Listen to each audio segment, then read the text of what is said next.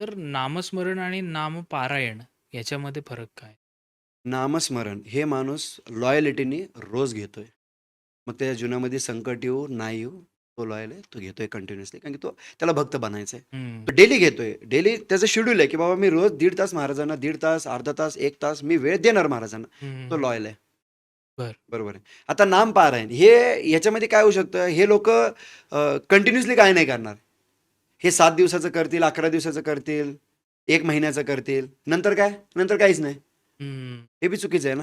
तुम्ही नामस्मरण कंटिन्युअसली करायचं आहे तुम्हाला. बरं. पारायणमध्ये काय होतं, की विशेष एक काळ एका काळामध्येच तुम्ही तेवढं कार्य करणार आहे. हं. विशेष एका काळ आहे.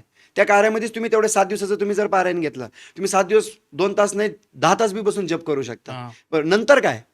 आणि भक्तीमध्ये असं बंद काहीच नाही पडत. ते हां. कंटिन्यू चालूच राहतं. जप करताय कंटिन्यूअसली चालूच आहे. आता गेल्या 15 वर्षापासून मी बखर वाचतोय कंटिन्यू चालूच आहे अजून बी. चालूच आहे. ते न संपणारा विषय हा. भक्ती मार्ग कसा आहे, हा समुद्र आहे न संपणारा विषय. पण हा वाह! समुद्र गोड आहे. हा खारट नाहीये.